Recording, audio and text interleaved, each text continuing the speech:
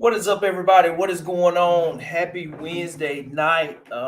Having a few technical difficulties, but we are here and we are live tonight. Ask Coach. I'm answering questions tonight. No, no pre-made content. No presentations or anything like that we have scheduled tonight. Really just freelancing. I know I have a couple questions. I got one guest coming by tonight that may pop in. We're gonna chop it up, talk a little bit about real estate. After we go through some of the questions tonight. A lot of things slow motion right now going on. A few things happening here and there in the economy. I saw that one of the SVB, the second largest bank that defaulted, got bought out over the weekend, and so I think that was some news. I saw an article, talking about Birmingham. That for those, shout out to Birmingham, everybody from Birmingham, Alabama. So everybody, I know everybody that's been in Birmingham, that they everybody knows about the AT&T building. I just read an article where developers come in and they're going to build 600 luxury condos in the AT&T building downtown. So that's going to be interesting to see. Just their whole redevelopment effort for that. So that's gonna bring a lot of not a lot of capacity, but it's gonna be 600 more units coming online in the next couple of years as they do that development. What else? What else? We had one property fall out of contract this past week. We had one go under contract, and the one that fell out, we got one offer today, and I think we got two showings today and one scheduled for tomorrow. So I'm telling people the market is picking back up. That kind of median income, median sales price, and below, that there's not enough inventory. I'm talking with other real estate investors. People starting to hear more and more of bidding wars, multiple offer situations. We're already kind of seeing that with this one, and it's crazy. It just picked up because this same house has been on the market over 90 days now. We were under contract a little bit over 40, and before then, coming out of the holiday season, there wasn't any activity. The market was pretty much dead in the month of December. And but now we're seeing a lot more activity that's happening, especially with the lower price point. If you guys are looking to get into flipping, that I encourage you to kind of get in at below the median sales price in your area, just where you protect yourself, and there's more people looking to buy just with the limited inventory in those areas. And I got something that I'm gonna start doing here in the next couple of days with the market update. Once I kind of tap into this new data stream where we can kind of go by zip code, we can look real time at the increases in inventory, compare year over year numbers, and just with the data you can just kind of see different areas where you can target and start looking at things. That's something that I'm bringing for my real estate clients and just kind of sharing with them, where now we can be strategic with where we're looking to make investments, and where we're looking to do deals and make offers, that we can follow the data, drive, we go with the data, jobs, the population growth. And now we're going to be looking at the listings, days on market, just looking at the pricing and some of the other metrics that I use in my business, kind of give to them to do that. So the market is looking up. This is a slow spring season, but it's all good. I think, depending on where you focus at, if you're in the luxury homes or higher price markets, then you may have some challenges with selling. It's going to just take longer, if you're on the higher end. But if you're on the lower end of the market, then you're going to be fine.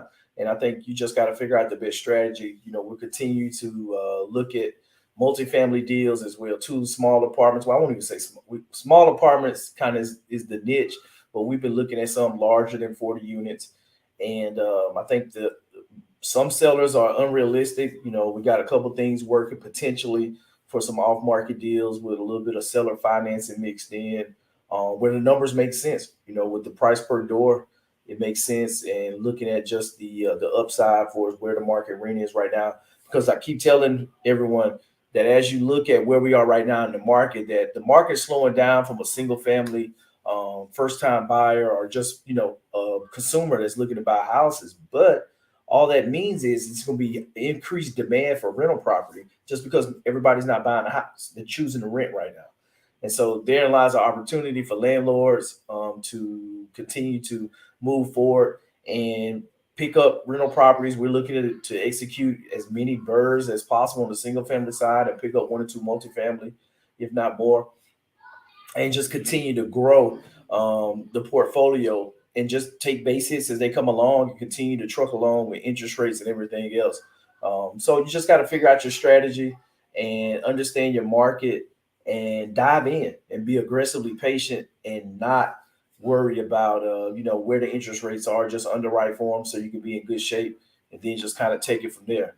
What's going on, Reggie? Ready to come up, man? I see you in the building. I hadn't got any questions, man, yet. We'll bring you up. What's going on, bro? What's up, dude? How you doing? Man, doing good, man. Long overdue to have you back up here. Yeah, Chat. yeah. Hey, man, you got that right. Can you hear me good? You don't hear no echo, do you? Is the audio good? Yeah, audio's good. Yeah, you're fine. Okay, cool. I'm gonna put these AirPods in. I think it'll probably be a little bit better. But nah, man. Yes, it's long overdue, but everything's going great on my end. Um, Yo, we lost your sound. Round and There you go. You back. okay, I'm good now. Yep. Okay, cool. Yeah, man, just kind of been traveling around, getting some things done. I got one flip project going on and got two more on the contract. We're supposed to close on those one Monday and one the following Monday and one the following Friday. So everything's good on that end. I saw where the Feds Salute, raised. man. Congratulations. Salute, brother. Hold on. So you doing deals, doing multiple deals in this economy, man? Yeah, man. You know, if it's a deal, man. Listen, it don't matter what the economy's doing. You know, just buy right. You know, you'll never lose. Matter of fact, man, there's people out here hurting, man, and it's people out here that's like right now, the property that we're flipping now, Mhm. right across the street, the lady hasn't been in the house for 16 years and moved away and having issues and getting complaint from the city. And so she's ready to sell. I got in touch with her. So, you know, we're gonna work out a deal and things of that nature. But man, people for different reasons are still ready to sell. You know, we're looking you know, I just told you about that apartment deal. I won't say we're at right now because, you know, it just came across our desk that it looked like it's gonna be it looked like it'd be a possible another slam dunk, of 56 units. So yeah, man, people, you know, run across multifamily deals where people got debt at like 3%, 3.5, 3.9% interest only for the first 3 years. And they're just now realizing like, man, with all of my expenses I have and the rents, the income I'm bringing, I'm not gonna cash flow in the next year when I have to pay into that principal. So they're looking to sell. Um, you know, it's 96 units down here that they're hurting. Of course, we heard about that big bank, what is it, foreclosure on the 500 some units out there in Yeah. Texas. It's people hurting right now, man. And the feds, dude, I mean, that update today, I mean, what they went up, what, 25 basis points? Yeah. Yeah. Man, it's people out here experiencing pain, man. A lot of these employers as well. Um, you know, unemployment. They're gonna have to force unemployment. A lot of these companies, man, are being smart. Like Walmart, a lot of theft that was going on at Walmart. They're like, you know what, we got that. We're gonna just turn these into warehouses. If you want to shop at Walmart, it's just gonna be pick up and go. You know, Mm, so a lot of people are gonna lose their jobs. McDonald's, they're testing out some of their food chains with nothing but just robots, where people come in, you know, order their food, robot gives it to them at the drive-through, and yep. keep it pushing. So there's a lot of people that's going to be suffering, man. Even on the tech sector, we know Amazon, Microsoft, you know, Google and things of that nature. Um, you know, a lot of people are hurt. Meta, you know, a lot of people are hurting on both sides. So yeah, man. But you know, I say, like you taught us all the time, during your program, is that, you know, as long as there's a deal out there, as long, no matter what the economy, well, no matter what's going on in the economy, you can find a deal, whether it's a high market or a low market. You know, just got to Yep. buy right, and things of that nature. So, I, matter of fact, it's funny, man. It's Listen, I'm gonna tell this story. There's a quadplex down here that I looked at yesterday. I walked yesterday with a realtor, young lady from California. Bought it down here in Alabama. Never seen the property, never walked or anything like that. Right. She bought it last year for 180,000 at the beginning of the year of last year. Put a bunch of money into it. Hired a property management company. It was poorly managed. I mean, the property. A bad property manager or incompetent property manager. Man, listen, yeah, like that's unheard of, right? Yeah, Yeah, I'm gonna have listen, stories. I'm gonna have some stories for y'all in a couple weeks. oh man, yes. Bad property manager, wasn't fixing anything up, wasn't collecting rents. I mean, maintenance, like just when everything went down, she put so much money in this property, and she has it on the market for like 280 something. Now this is a Okay. perfect property by the lake and all that type of stuff. I don't mind talking about because whoever want to look for it, good luck getting it. And so, I said, man, I made an offer, and they said, nah, she got a loan on it for like 150. I said, what?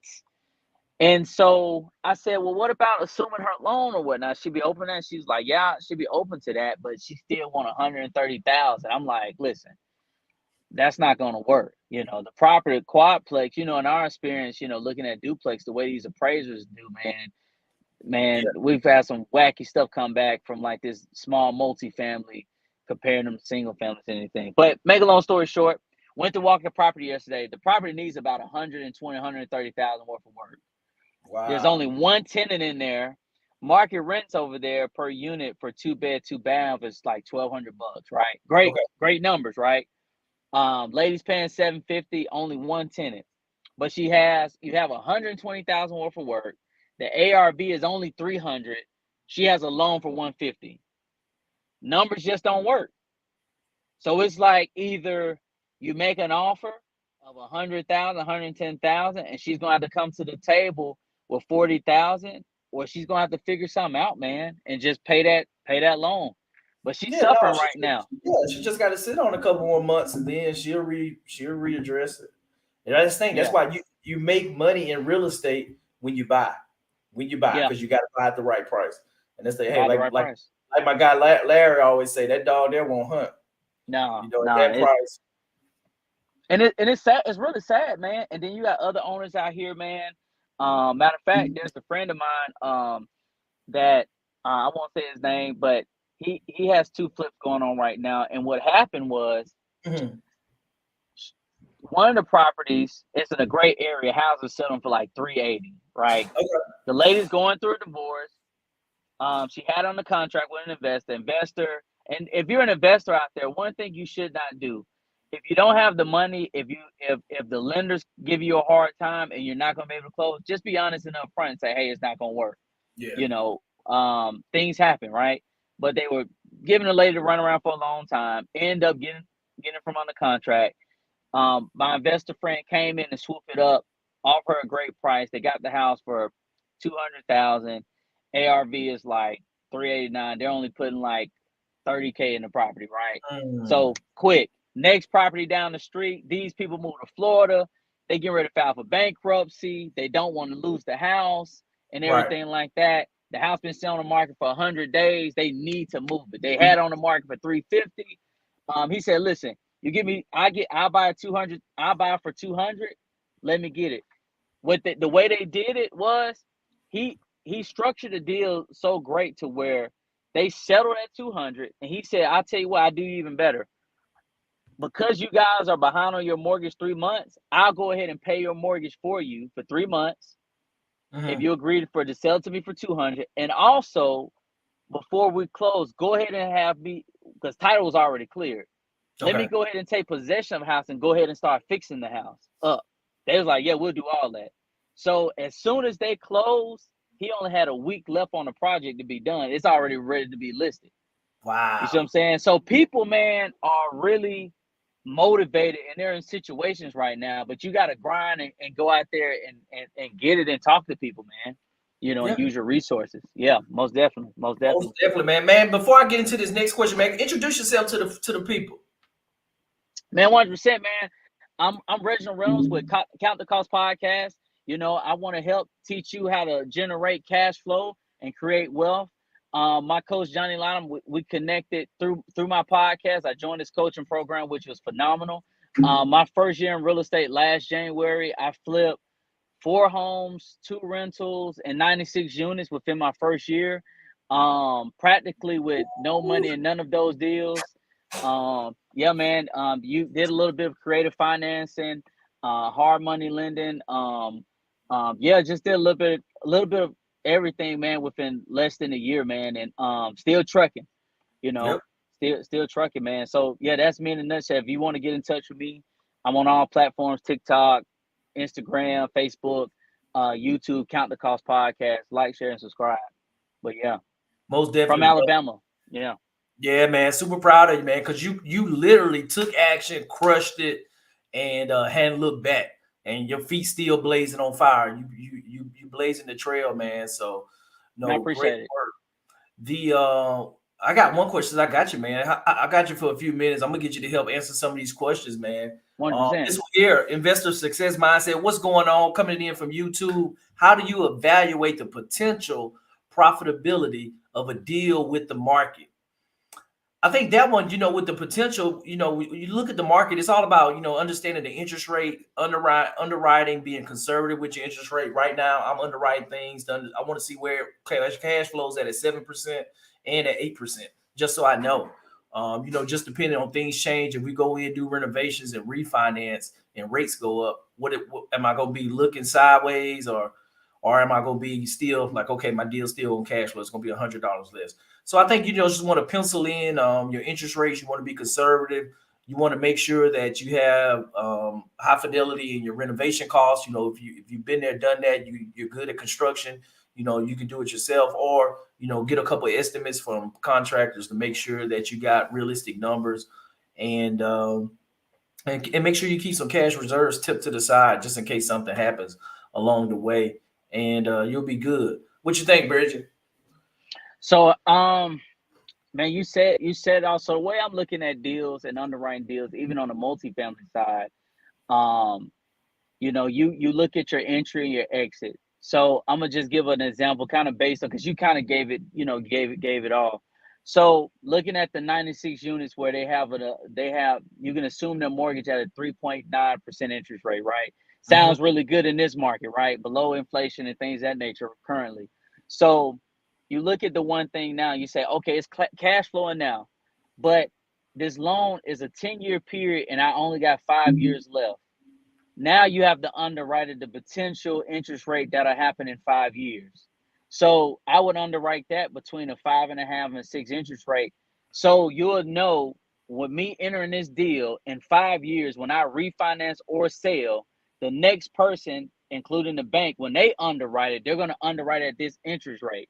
So if it cash flow well at that interest rate, then you're good to go. If it doesn't cash flow, it's not a deal, because you'll end up stuck in 5 years later looking like, man, I underwrote it wrong. So that's just to give a nice example based on what you were just saying, John. That's how you look at that. Yeah, no, 100%. No, I think that's a good multifamily example because there's a lot of pain coming on the multifamily side. That you look at, I think the stat was, over 70% of the deals that were purchased in 2021 had bridge debt with no interest rate caps. And so I think there's going to, toward the end of this year, early 2024, there's going to be a lot of pain, a lot of deals that are going to have to be forced to sell. A lot of limited partners not going to get all their returns and get their principal. They'll be blessed to just get their principal back. Mm-hmm. So I think that's going to be something to look out for as the market continues to kind of evolve.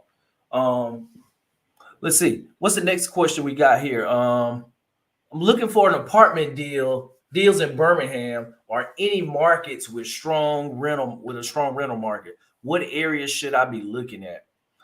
That's a great question. When it comes to multifamily, one thing you want to look at the median income for the area. You want to be somewhere 40 to 70K. You want to look at crime. You don't want to be in a high crime area. You want to be in a solid area. Decent schools, and you also, the litmus test I look at, man, how far away is Starbucks? How far away is Publix? You want to look at some of those strong retailers, whereas now you understand because before these companies come into an area, they do a lot of research. They do a lot of research on the traffic patterns, the just the underlying area, the jobs that are coming to the area before they commit to building and putting a franchise in those locations. So if you can end up in some of those areas, those are great areas to look at for investing. Always jobs, jobs, jobs. I've been underwriting a couple of different markets. One of the markets that I was looking at that hasn't seen a lot of appreciation. When I went through the top 100 list, which by the way, Atlanta was number one, I think in like 51%. So we're gonna be continuing to watch Atlanta, but was Harrisburg, Pennsylvania. But when I went in and looked at it, they're looking at losing jobs and losing population over the next 10 years. And I said, no way, Jose, because you got to have jobs, because if nobody's moving there, jobs aren't coming there, then you're not going to be able to sustain a rental property, your rental, your tenant base. And so I think that's one of the things to look at.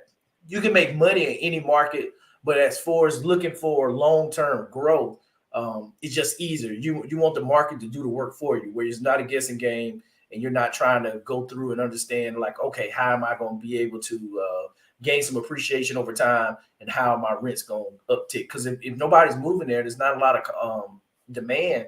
Then your rents are going to kind of stay stagnant, or you're going to see some regression there. What you think about that one, Reggie? For as the market's there? Yeah, exactly. What you looking at? You're underwriting deals every day, man. Man, you a trip. I mean, you're totally right about that. What I look at is like exactly what you said. Like two deals came across my desk a couple of days ago. One, I know the area pretty well. That's a little bit outside of Birmingham, but I know the areas. Crime is high. Not many. It's not really any jobs over there. A lot of people that are living over there, they have to travel outside where they're living at to go to work and things of that nature. The areas is going down. Medium income is super low. Um, that's a no go off bat. And a lot of stuff, man, you can like once you answer those questions, you don't even pay no attention to it, right? Yeah. And for some investors, some investors don't mind that. Some people, I look at picking deals or investing in certain stuff kind of like hot sauce. Like some people love really really hot stuff and they don't mind. They don't have to have no flavor. They just hot, make them sweat and everything. And some Right. people like me just give me Tabasco. It tastes good. It's some flavor. Guaranteed. I put it on anything. I'm all right. So that's the way I kind of look at it. So with the other deal that's 56 units, the first thing I do when he sends it to me, I look at my Google map and pinch and look outside. So let me see what's by. And there were what? A Starbucks. There was a Chick-fil-A. There was a Publix.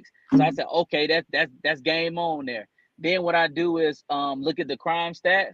Okay, if the crime stats at a certain percentage, low overall in the state and the national average, okay, that's good to go there. Then you're looking at the medium income, like you said, you're talking about between 45, 47, $70,000 a year. You're pretty good to go. Then I just look at if there's other apartments nearby as well. Like, okay, as far as like, is this like a rental area?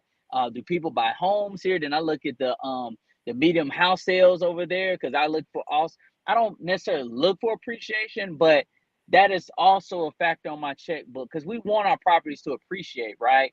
But it's not like the single family world. But if I got properties over there that's selling 200, 250,000, 300,000, I'm pretty, you got a certain type of people, you got a certain group of people that are moving to those areas, right? They can afford those areas. And if guess what, if they can afford those areas, good school systems and things of that nature, guess what? People want to move there, they want to live there, they're going to pay those premium rents, and you don't really have to give a lot of amenities for them to go over there and pay those premium rents because they care about what? The schools, the jobs, safety. That's what they care about. So yeah, that's definitely what you want to look at. All facts. So are you using ARMs for your multifamily? No, great question. You could use a combination for the, and that's why I focus on small multifamily, whereas that you can leverage relationships with your credit unions, your small community banks, to get those deals funded. The raise for us bringing on private investors is a lot less compared to larger deals. And then as far as the smaller multifamilies, you can do short term bridge debt. Whereas that is short term, it's not necessarily adjustable rate. Whereas that you're locked in for a year or 2 years to do execute the business plan. Because you can turn over 20 units in 1 year. That's not too ludicrous, compared to, buying like a larger 120, 200 unit complex with adjustable rate, whereas that, you continue to go forward. Like my 18 unit that I have down in Panama City, it's a 5-5, 5-5-15. So whereas that we have a 5 year period where we have the rate set up front 4%. At year 5, the rate adjusts to, I think, prime rate plus 3/4 of a point. And so now the rate adjusts and is locked in for another 5 years. Then at year 10, it does that again. It checks the rates and they increase the rate adjusts based off prime rate. And then boom, that you locked in for the last 5 years. And at the end of that third period, the 15 years, that you got to refinance, you got a balloon payment. So you got to refinance or sell or whatever at that milestone. So you're locked in. It's a 15-year term loan. It's amortized over 30 years, and just the rate adjusts every 5 years versus some of these loans they adjust every year.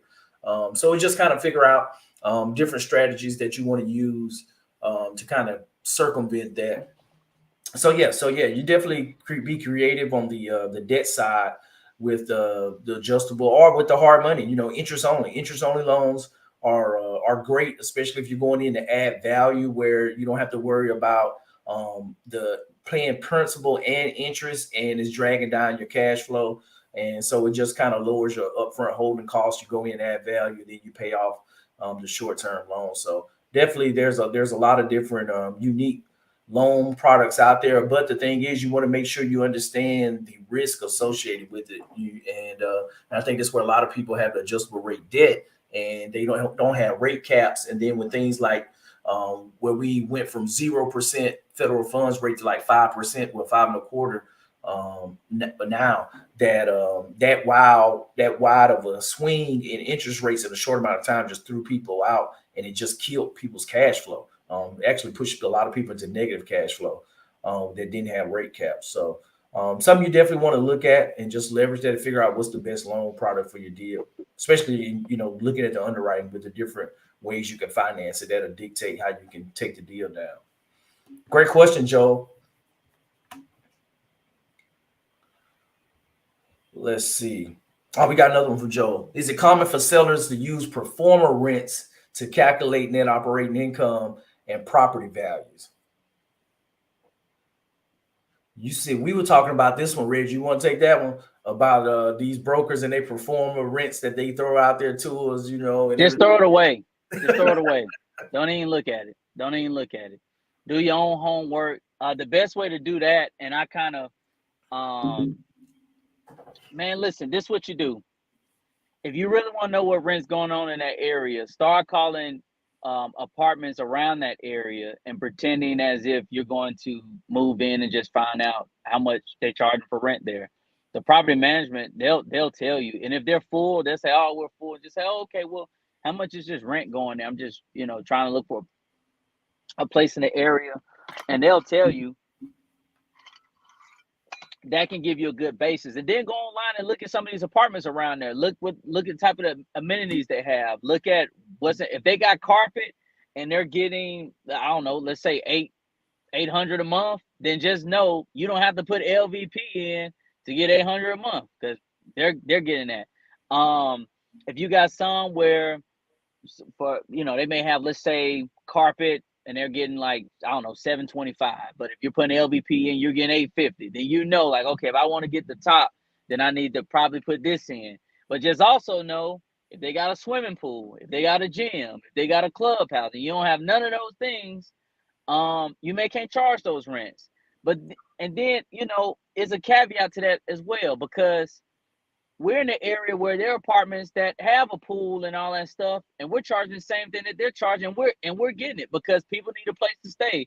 So all that kind of factors in. But as far as the broker, I throw all that stuff, because a lot of them they trying to sell you a deal, man. They trying They got to feed their families. Yep. Especially in this market where you got like multifamily is like 70% of transactions are down, say like over 70% from last year. So it's a lot of people on the brokers and realtor side that they're not making those commissions. So I spoke with a broker. He's been in the game for over 20 years, so he understands these markets, these up and down markets. He said, man, there's a lot of young brokers out here was making over the past 2 years, 50 to 120, 130,000 a year because they was out there getting it. But now they gotta find a job. They gotta work another 9 to 5 and try to be a broker, which is unfortunate. Not managing your money, but everything's not gonna stay high, the whole time or whatnot. So yeah. Yep, no, definitely. Real estate, it moves in cycles. It moves in cycles, and that's the thing that I encourage people. You got to understand what strategy works or lends itself best, based off the economic cycle that we're in. So, yeah, you definitely. That's why it's cool. It's great to have multiple streams of income. What do you use to look for comps? Oh, go ahead. I'm sorry, Johnny. Yeah, no, go ahead, take it away. No, if you're referring to the single family side, of course you want to look within the mile as close as you can. You want to be as close as you can to the house that you're looking to buy. So if it's a house that you have for 1,500 square feet, you don't want to use the comp that's like 21 or 2,300 square feet. You know what I'm saying? You don't necessarily want to use that. You want to try to get as close as you can, 3-bed, 2-bath. You don't want to compare a 2-2 to a 3-2. You want to do sold comps as well.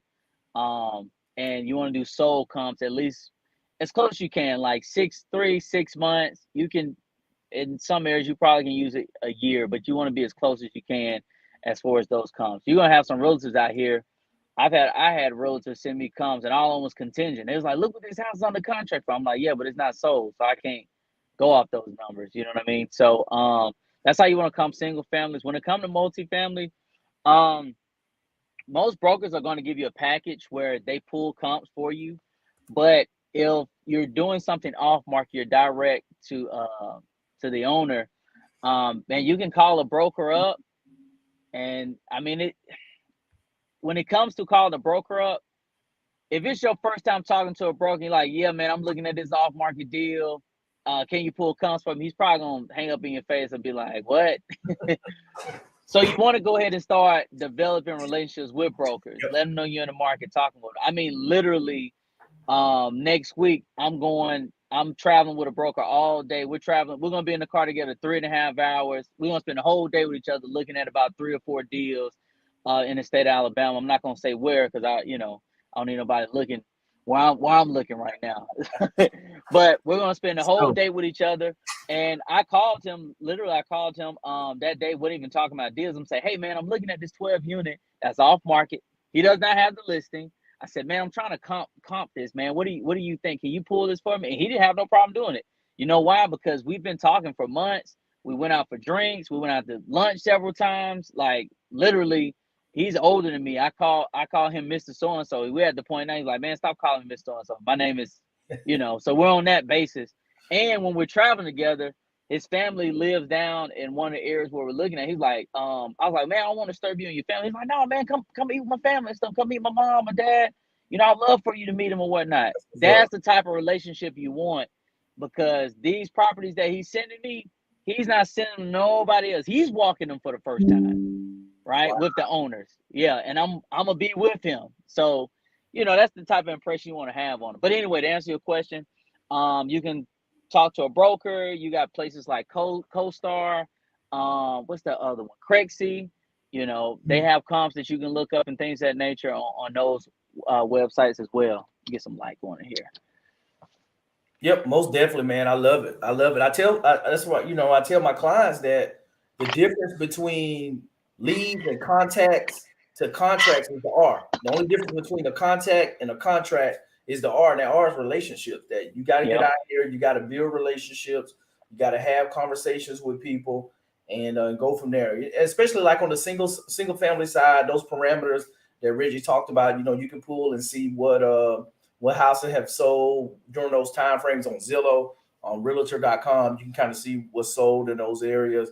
PropStream is a great tool that you can pull. You can put a comp report together really quickly, and yeah, or call a realtor that you built a relationship with or a broker and ask them to help you out. You you want to get good at doing it on your own where you're not abusing that relationship. But after you've done your own underwriting and this looks like the seller wants to agree, or even when you get under contract, send it off to your realtor to give you a true CR or CRM, CMA, CMA, yeah. comparative market analysis to make sure that your numbers are tight. And listen, man, when you talking to these brokers, they're not realtors. They're like night and day, man. Brokers, man, you want to talk to them knowing what you're talking about. You know what I'm saying? And if you don't know something, just say, hey, what does that mean? Or what is that? Be honest. You're human. Don't try to act like you know what you're talking about. And because they're gonna ask you questions, and when they know you don't know what you're talking about, they'll call you out on it. Or they'll say, oh, okay. You won't ever hear from them. You know what I'm saying? But I've had I'm speaking of this particular broker. He sent me deals and I underwrote them and get back with them quick. Like if you can underwrite it, it don't necessarily be that same day. Try to give yourself 48 hours. Get back with them and say, hey, this is the reason I don't think it's a deal, or do you have this information? Like do that, and they'll be like, okay, this guy know what he's talking about. Then you can call him up and ask for comps or whatever like that, because they said, okay, this guy's he's a true player. Yep. No, 100%. No, and I think that's the thing that you definitely want to do your due diligence. You got to get the knowledge. Everybody that's tapped in, that's listening, and the questions, these are great questions that they're asking. Once you get the knowledge, you get the confidence, you can have educated conversations with people and just build a relationships. And I tell people, you are literally one deal away from changing your life. That is true. Deal away from changing your life. That is true. You're looking at a living, breathing testimony. That is true. It's just man, it's crazy with just when you make your mind up and take action, and just know that was it Jay-Z say, when you play with skill, good things that happen. Look, I'm gonna say this, Johnny. I could listen, unless somebody gonna show receipts, man. I believe you gonna be the first coach that had the first student in less than 2 years become a millionaire. Wow. Let's go. Yeah. I believe that. It's listen, y'all. It's a lot of coaches out here, a lot of so-called mentors and gurus out here, front man. They got the production, they got the lights, the cameras, and they saying action, they walking through properties, man. And man, listen, they ain't doing nothing, dude. They ain't out here really doing it. They out here collecting that, I'm gonna be honest with you. Some of these coaches out here struggling, man. They struggling worse than the students. They need a 5-day challenge to pay their bills.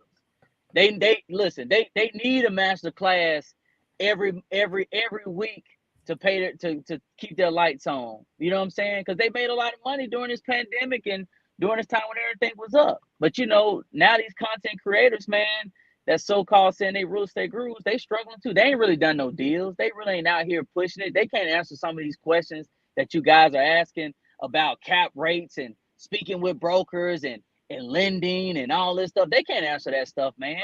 Matter of fact, they're not even teaching in their programs. They teaching the same old thing, 70% rule, ARV, 1% rule, the stuff you can buy in a book and read. They're not going into detail like this, man, and they're not living proof. They can't show you no HUD statements, man. This is just living, breathing proof, and that get out my soapbox on that. But nah, man, I'm with you, man. And that's the thing that, looking at somebody sent me a message this week with this guy, big business. He had a bunch of Z's, how he spelled business and everything. That, oh my God. Defrauded all these people millions of dollars, man. I watched one of the YouTube videos, and it was just, these people telling this story over and over. They were just all these different accounts. I was like, holy crap. But it was really bad, because you had people that were trying to seek out information that didn't know, and they were taking advantage of them because they didn't know any better. Houses that they were buying for $2,500, and then he was selling them to them for $20,000. and then teach them how to sell it to somebody else for 40,000, and then they will upsell it to somebody else. All with houses, some of the houses even got bulldozed down just because they were in that dire, state, and that the city was tearing them down. And so it's just crazy, stuff like And that. and That's all this alleged. We saying alleged. It's out there, but we yeah, saying alleged. You know yeah, what I'm saying? legend. With all that stuff, I didn't even know you could get it was a such thing getting a RICO case. For us having I RICO cases for organized crime for real estate. I was like, holy crap! What? man, It's just sad, man. But you look at the bling and everything. He had the Rolls Royces, that should be red flag number one. all that stuff, man, and the That should. flash and everything. But like I tell people that when you see all that cheese, no, never mind. I ain't gonna talk No, about no, it. no, no. I'll say it. I'll say it. Listen, I'll say it. I ain't listen. I'm counting the cost, man. I ain't REI. I'll say it. Let me tell you something. Red flag number one. If they showing you all these phantoms and private jets, man, listen. Let's just be real, man. That's a red flag. You need to maybe look at them twice. Most of that stuff is probably lease or rental. They used it for a photo op. Man, that's not something you want, man. All the chains and all this. Even and listen, I hate to say this, I'm not against no one testimony, but if you got people sit here and the first thing they want to tell you is they struggle, and that's all they want to tell you is they struggle the whole time, man, that's like some of these preachers out here. That's all they talk about to get that money coming into church. You don't listen. My coach is a well-educated man. He comes from humble beginnings. He's serving in the military, and he's a great guy, and he's genuine in what he's talking about, man. I don't need all that fluff. I don't need to know that you flip birds and you did all this in the past. You came from the gutter. You was poor, living under a bridge. I don't listen. What have you done? How can you help me to get to where I Right. want to go? That's all. That's the only thing I need to know. What deals have you done? What students have you taught? That have become successful. Just keep it plain and simple. I don't need all that. And I'm saying that because us, and I'm really speaking to certain groups of people Mhm. that really pulls on our heartstring. Oh Right, man, they right, struggle right. like we did. Oh man, I want that. Man, I always wanted to do this. Yeah, I used to do that. Or I came from that. Man, they understand me. Like, nah, we gotta look past that, man. We gotta keep it business. Hey, what have you done? What have your students done? And things of that nature. And just keep it business, Yeah, I agree 100%. I think it really comes down just like how we're vetting deals that you gotta vet mentors and people that you're working with. Just like you don't, if you're running a business, you don't just go and hire anybody. You go and do your due diligence. The resident that's moving in your house, guess what? You're gonna do a credit report check. You're gonna do all your research on them and everything like that. Whereas that you understand who you're doing business with, and so I think a lot of Exactly. they don't do their due diligence, and they end up with bad situations, and losing life savings and all that, which is just Exactly. it's heartbreaking, man. But yeah, Exactly. well, I think we got another question about raising money. Let's see Okay. here. Yep. What are the strategies you would recommend without much capital? Seller financing, being number one, subject to, where you're taking over the existing mortgage. And what else we got for us? Not having partnerships. Yeah, partnerships are huge. Man, listen, I'm a no capital finding deal dude, man. Listen, get the education first. Get the education first. Build up trust with people. Um, if you got a deal, man, there's people out here they trying to make money on their money. You know what I'm Yes. saying? Find, get the education, put in the work, show them the numbers, present the numbers. It's people out here want to make money on their money, man. Like you said, seller financing. Going to an owner that may want a certain amount for the property, but the numbers not work. Hey, listen, say, hey, Mr. Seller, can I get into this at and maybe zero down at a 5% interest, find out what the renovation cost is. If the numbers work where the ARV you 65-70% all in, listen, raise the money for the renovation. Give somebody 10% on their money. If you want to sell it, refinance it or whatnot, paying the old owner off, paying the person that gave you that promissory note. It's different ways of just doing it. Just throwing that example. Or Bring somebody a deal. Say, hey, I want to be a part of the deal. Don't mind putting in the lead work. Not only find the deal, do all the research to where they don't have to do anything, right? Besides maybe check behind you, make sure like you on par. And once they see that, it okay, this guy know what he's talking about. Find a great property management company. Um, just doing things like that, man. Putting in a lot of that sweat equity, getting the contractors, vetting the contractors for them. Say, hey, I found this contractor, I vetted them. This is the rehab cost, this is their old work, things of that nature. Do all the work to where it's like it's pretty much like a no-brainer to them. Where it's like, oh, you know what, I want to get in on this deal. Matter of fact, with this deal that we have, our apartment deal, man, when how successful this thing gonna be, it's people now that wish they was in on this deal. They like, what you doing? What? They're like, man, you have to rub it in my face. I said, no, I'm just telling you, man, the next one come along, I don't need you to miss the train. Right. You know what I'm saying? So once you do one deal and it becomes successful and you got that person, hey, the next one, they gonna want to reinvest. Investors gonna be fighting to get in your deals. Yep. No, and I think that's the thing that it especially when I teach raising money and the private money side, that people aren't betting on the horse, they're betting on the jockey. That to use a racehorse analogy, we got the Virginia Cup coming up here in my local area, but then of course you got the Kentucky Derby coming up this weekend. But yeah, so people bet on the jockey, not the horse. You as the individual real estate investor, they're betting on you on being able to execute, to get the deal across the finish line, your expertise. And so a lot of people, they're not necessarily looking at the numbers, but they trust you, and so they're investing in you when it comes down to it. At the end of Exactly. the day. So no, that's it. Any course you It's recommend starting out? Course of action, or nah. They need to get in that challenge, whoever that is. yeah, the challenge right there. I think I'm doing a 5-day boot camp coming up, for that's gonna give you everything that you need to kind of come through. When you leave my 5-day boot camp, you should have your strategy on how you need to navigate and what are the next steps that you need to be successful.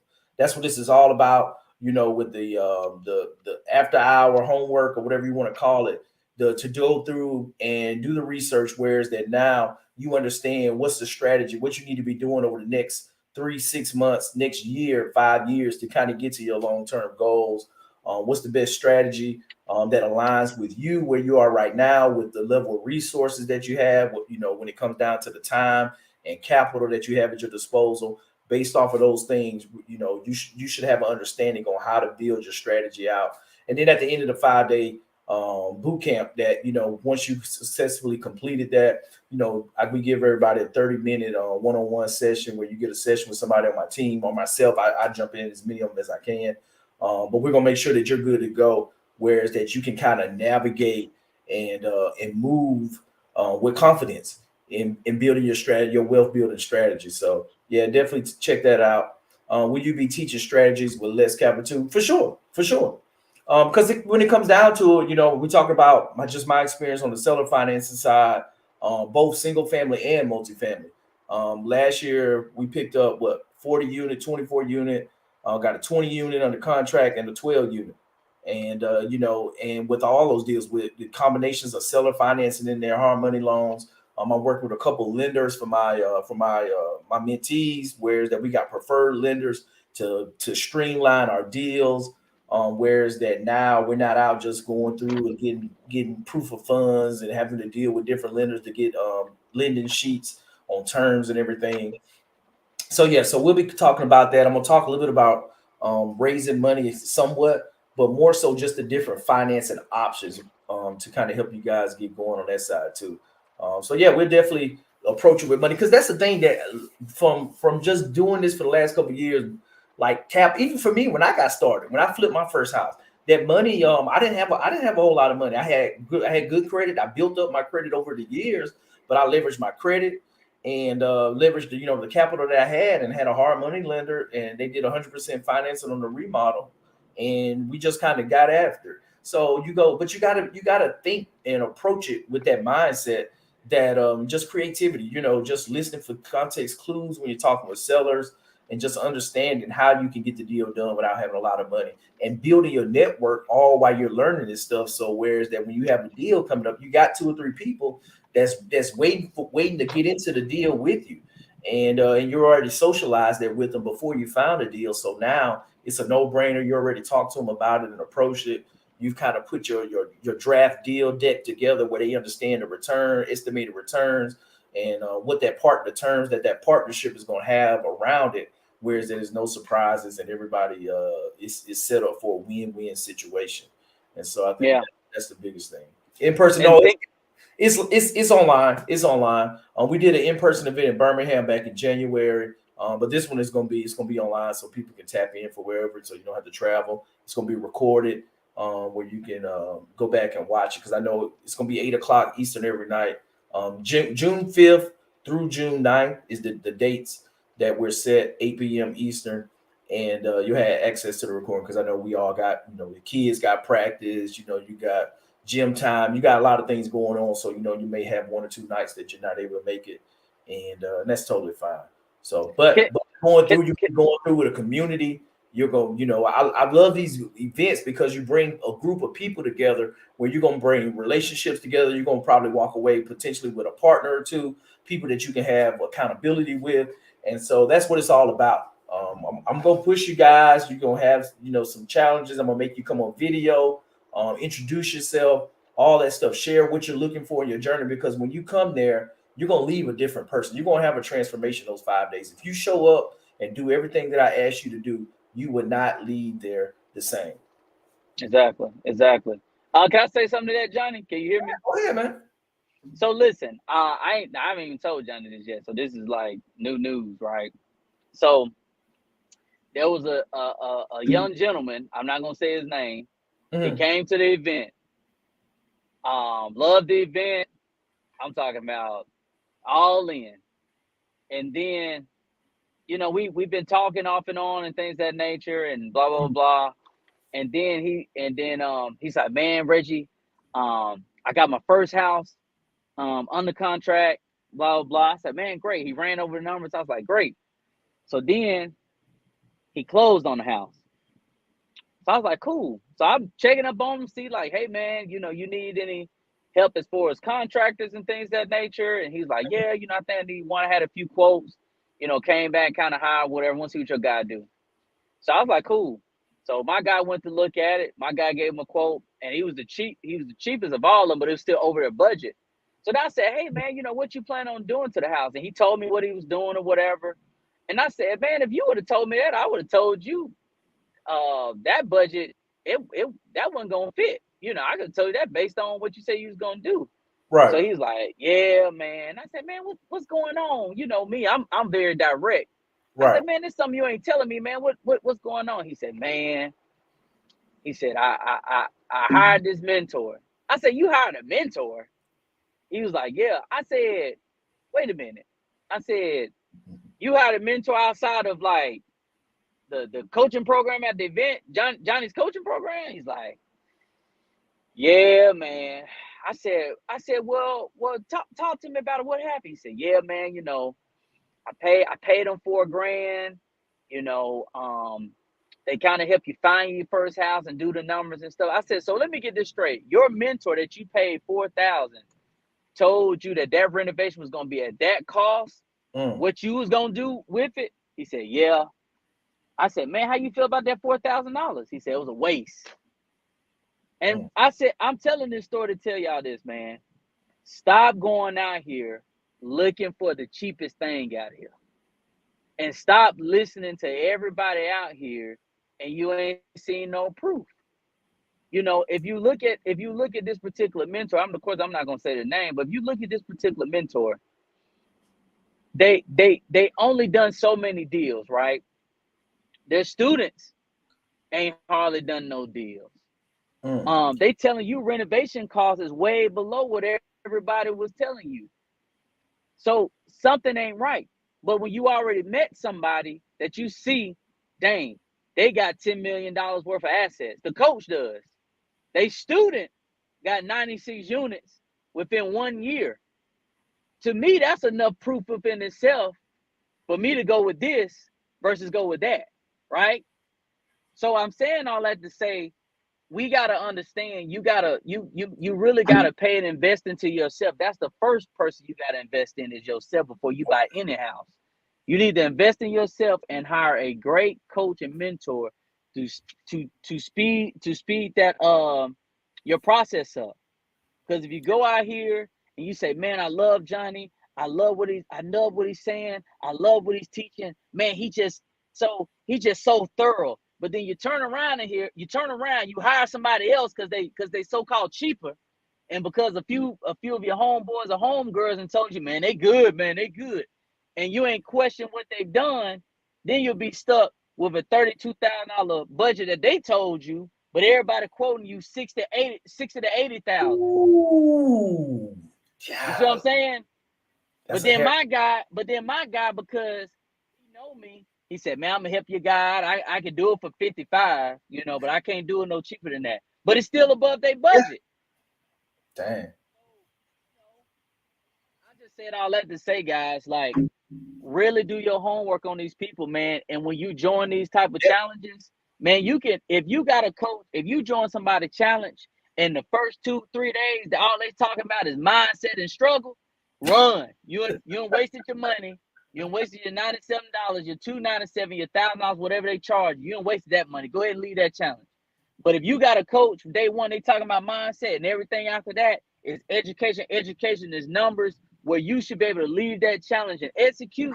Oh, you found you a good coach. You found you a good mentor. You found you a good program. That's where you need to park the car at. Yep. No, 100%. That's unfortunate, man. Yeah. That's the thing, man. It's experience is a mother. It's expensive. Experience is expensive, and you get smart by making your own mistakes, but you gain wisdom by being able to leverage and make and from other people's mistakes. And so that's what it's all about, man. And but that it happens, and that's the thing that hopefully they learn from their mistake, and that lesson is gonna cause That's expensive yeah, lesson. yeah, extra 20K, 25K. I But mean, yeah, that's a expensive lesson, man. But listen, join the challenge, man. You're gonna definitely learn a yes, lot. I think somebody So just asked. Yeah, so it's 197 for the 5 days. First 100 registrants. Yeah, I'm doing 80% off. It's gonna go up after the first 100 folks that get in there. We hadn't done anything in like 4 months. Um, but yeah, man, it's gonna be going. I hate that, dog. I hate that, man. hey, I That's do too, but it ain't my 4,000. And the thing, what it is, you done something wrong when you don't answer no phone call. Then when someone call you out on it or ask you a question, you got your head dipped down because you like, man, I know I messed up. I know I messed up. It ain't nothing you can do about it. Ain't nothing you can do about it. And this ain't the first person that's gonna have this problem. Not gonna be the last person. oh But no, stop. And then my thing about it is, if you out there and you got a degree and you got student loans and you trying to get into something like this that's going to change your life, man, you better go out here and vet these people like you vet these schools you go to, or vet your friends or your family or yeah, whoever you do business with. Man, come on, we got to stop playing. man, it was so hard. It was hard. I was listening to it. I was like, dang, it was just heartbreaking to hear this dude talk about how he went and gave. He had been saving up all this money from a young age, his savings, man, and just looking to build generational wealth, and gave all his money away to this dude, and now he then completely lost everything. Um, Exactly. just didn't do any due diligence, and handed over the money to him, and yeah, no recourse, and yeah, it's unfortunate, man. So definitely do your due diligence and get smart, get the information. All the information is out here and everything that yeah, you just got to get smart, get the information, lay it all out, understand your strategy, and have a plan, because my people perish for a lack of knowledge. You got to get knowledge. It's so much out here, and that's the thing that people looking for so much entertainment now that they're not looking for the knowledge. No, at no point in history have we had access to so much information, and yet so many people are have the wool over their eyes. And that and so I just encourage people to get smart, dedicate time, dedicate 10 minutes a day to work on yourself, on what you're doing, what to improve yourself. We go work a job for 8 hours, 10 hours for somebody else. At least do 10, 20 minutes, pick up a book on whatever the subject is, get smart on it, invest in yourself, and just continue to do those little things each and every day and build up. You do that for 365 days for a year. You done read 3,600 pages of a book. Now you're getting smarter and smarter. You're becoming more of an expert. So I just encourage people. You got to take it serious. Life is short. You're running out of time. And build that legacy. That's what it's all about with all this stuff. So do you Exactly. got partnerships? I do partnerships with my clients. Yeah, I'll partner with my clients if the deal makes sense. It's in one of my areas that I want to invest. Yeah, that's an option there. But yeah, right now I just reserve that right for my mentees with that side.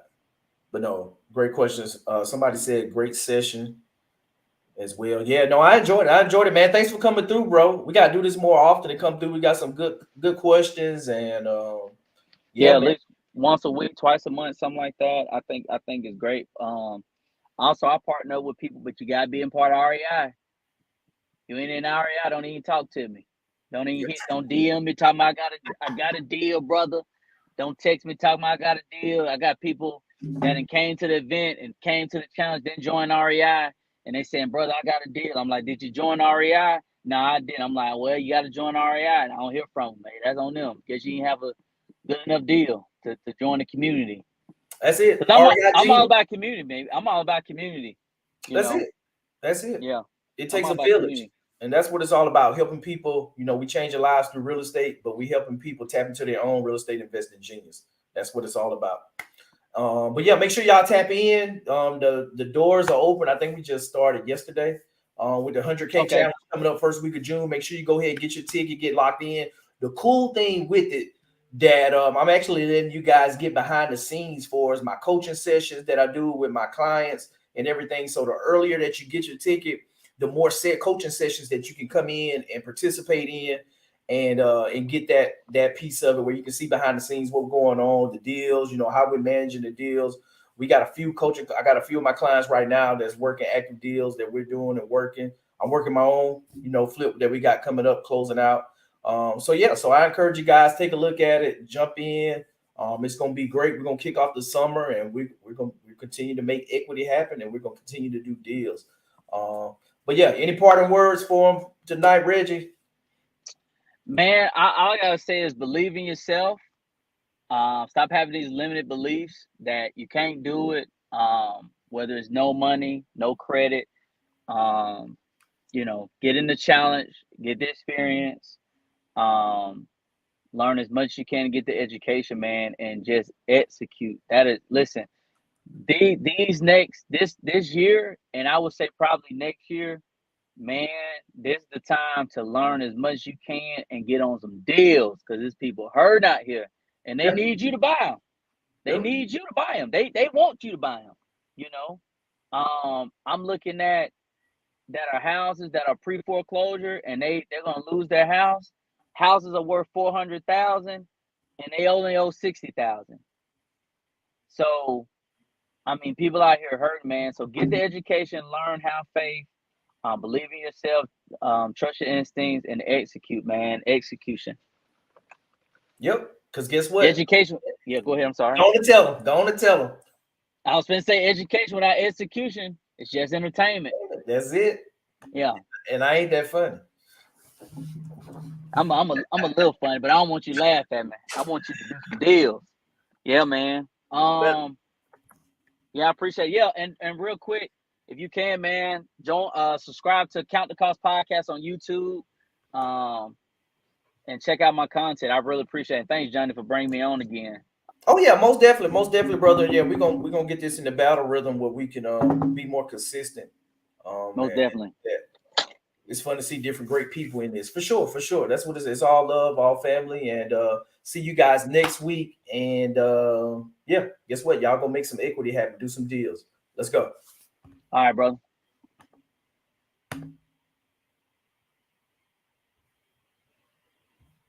Hi. Hey, Faye.